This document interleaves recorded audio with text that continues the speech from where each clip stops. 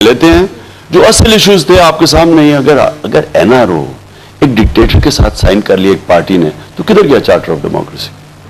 ठीक है, तो ये तो आपने सीओडी पे कमेंट किया, बट कल आप नौजवानों से खिताब कर रहे थे जिसमें आपने कहा कि इस मुल्क की तारीख में पहली दफा एजुकेशन का और हेल्थ का बजट कम करके अमेरिका की जंग लड़ने के लिए डिफेंस बजट बढ़ाया गया है। कल को खान साहब हुकूमत में आते हैं, भारत के साथ दोस्ती करके कहते हैं कि इतनी बड़ी आर्मी की मुझे जरूरत नहीं है, 6.5 लाख को कम करो और इतने बड़े डिफेंस एक्सपेंडिचर की मुझे जरूरत नहीं है, और आपको उम्मीद है एस्टैब्लिशमेंट आपको हुकूमत करने देगी।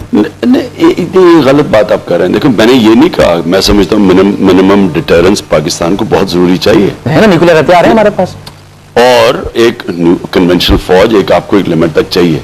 लेकिन फजूल खर्चियां तो सारे, जब आपने अपने खर्चे कम करने उसमें सब कुछ कम होगा, लेकिन जो चीज बढ़ानी है वो दो चीजें, सेहत, लोगों के हेल्थ के ऊपर, और एजुकेशन।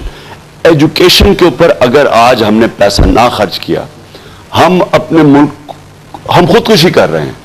आप ये समझें कि 50% पाकिस्तानी 19 साल उम्र से कम है। इनको अगर आपने तालीम ना दी तो ये तो बर्बादी की तरफ जा रहा है मुल्क, और तालीम दे दी तो इससे बड़ा असासा कोई नहीं है। तो ये तो नागुज़ीर है। तालीम के ऊपर पैसा खर्च करना और सारा रिस्ट्रक्चर करना, इसके ये हमारे मुल्क की सर्वाइवल की जंग है। अब ये आप दूसरी बात करेंगे, मैं समझता हूँ रेवेन्यू बढ़ाएंगे अपने। मैं समझता हूँ कि अगर एक गवर्नमेंट के ऊपर अवाम को इत्मीनान हो, अवाम उसको टैक्स देगी। अगर उनको पता चले टैक्स चोरी नहीं होगा, टैक्स गलत इस्तेमाल नहीं होगा, और टैक्स उनके ऊपर खर्च होगा, या ये लोग बड़े खुले दिल के हैं, सबसे ज्यादा चैरिटी देते हैं। ये पाबंदी आपने अपनी पार्टी में लगाई है। आप देखते हैं हर एक का टैक्स रिटर्न, जब आप उसको पार्टी मेंबरशिप देते हैं या बड़े बड़े ओहदे देते हैं, आपका सेक्रेटरी जनरल, आपका सदर, पार्टी का जो भी लोग होते हैं, उन पर पाबंदी लगाई है आपने, देखते हैं आप उनके टैक्स। जब हम हुकूमत में आएंगे ये सबसे पहली चीज करेंगे। कोई किसी को कोई ओहदा नहीं मिलेगा जब उसकी ओपन डिक्लेरेशन हो, बल्कि उससे आगे जाएंगे। कोई जो यहां पाकिस्तानी जिसके सब कुछ है, जब तक उसका सारा कुछ पाकिस्तान में ना हो, उसको इलेक्शन नहीं लड़ने देंगे। ये लेजिस्लेशन करेंगे आप, कानून पास करेंगे। आप अकेले मेंबर थे, मैं एक्सपेक्ट कर रहा था कि आप 2002 में ये ले आते कि जी सिंगल मेंबर के तौर पर कि जी सारे के सारा पैसा वापस आना चाहिए। वो सियासत ही नहीं कर सकता जिसका मुल्क में पैसा नहीं है सारा वापस। असल में वो और इश्यूज थे। ये अब जो जिस तरफ पाकिस्तान जा रहा है, लेकिन ना सबसे बड़ा इशू तो अब यह है कि आपको पैसा चाहिए मुल्क चलाने के लिए। अब तो ये वाजे हो गया, मुल्क बैंकरप्ट है। 800 अरब रुपए का इतना बड़ा खसारा है। ये भीख मांग के और ये कर्जे लेके कर्जों की किस्तें वापस कर रहे हैं, ये बैंकरप्ट है। तो कौन इस मुल्क में टैक्स इकट्ठा करेगा और पैसा रेवेन्यू इकट्ठा करेगा? ये असल चैलेंज है। मैं समझता हूं कि अगर लोगों को इत्मीनान हो, लोगों का पैसा ठीक खर्च किया जाए, अपने से टैक्स देने पे शुरू करें, पहले खुद टैक्स दें, अपनी रिटर्न्स दें, अपना पैसा पाकिस्तान रखें, इस मुल्क में इतना पैसा आएगा।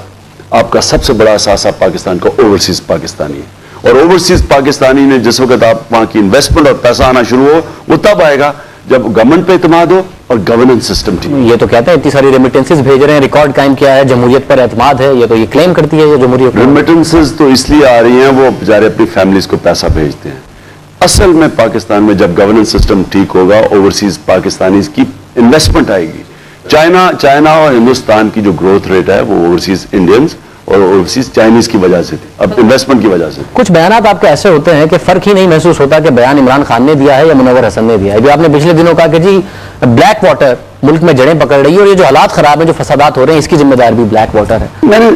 मैंने तो कोई ऐसा बयान नहीं दिया। मेरी नजर से गुजरा, आपने कहा कि ब्लैक वाटर के अनासिर मुल्क में जड़ें मजबूत कर रहे हैं, फसादात भी इसकी वजह से हैं। मैंने एक दफा पहले कहा होगा, लेकिन ये मैंने कोई रिसेंट पर ऐसी स्टेटमेंट नहीं है। मैं समझता हूं कि ब्लैक वाटर छोड़ें, किसी फॉरेन मर्सरी कॉन्ट्रैक्टर को पाकिस्तान में ऑपरेट करने की इजाजत नहीं देनी चाहिए।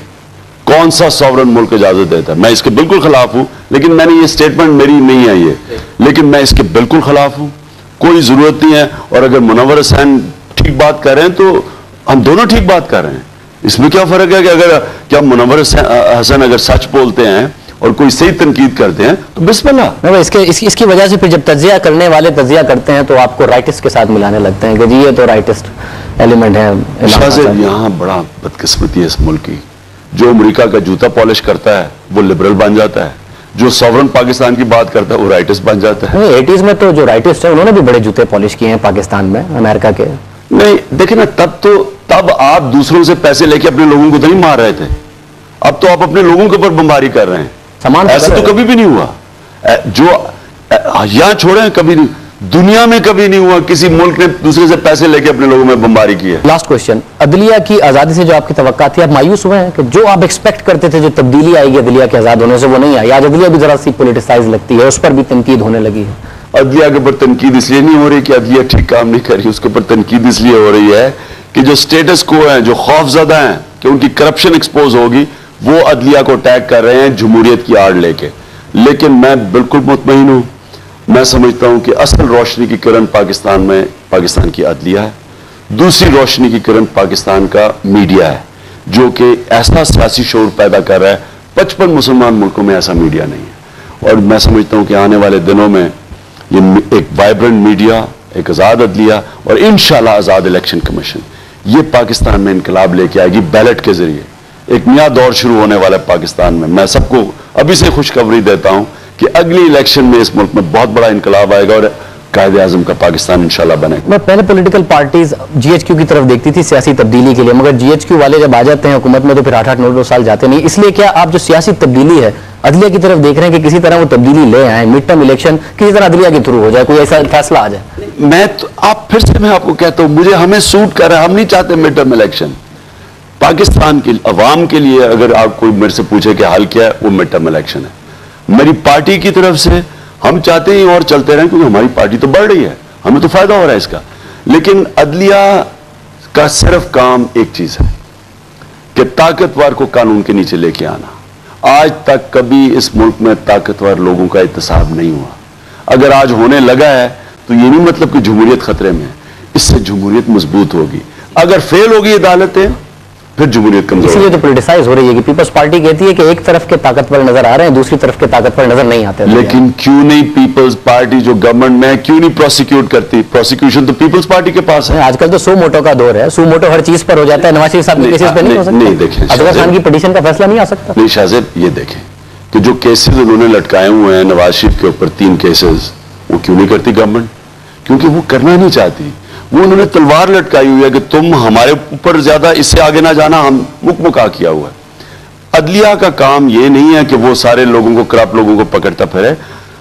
अदलिया के पास एक NRO की एक केस जो रद्द हुआ और अदलिया ने बिल्कुल ठीक पिटीशन गई कि वो केसेस फिर से जारी हो।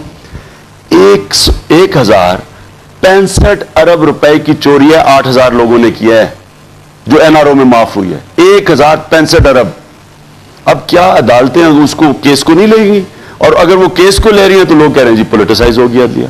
अगर गवर्नमेंट समझती है कि नून के ऊपर केसेस दी, इनका काम है केस करना, प्रोसिक्यूट तो इनका काम है करना। मैं शो बिल्कुल मैं वाइंड अप कर रहा था, बट एक सवाल जहन में आ गया मुझे। आपने बड़ा अग्रेसिव पोस्टर लिया था MQM के अगेंस्ट, और एक वक्त ऐसा भी आया आप कराची नहीं आ पाते थे। आजकल बड़ा सॉफ्ट कॉर्नर है, MQM को कुछ कहते ही नहीं आप, सारा के सारा जो हमले हैं उसका महवर नवाज शरीफ साहब है। क्या वो देखिए, MQM के खिलाफ मेरी कोई जाती लड़ाई तो नहीं है।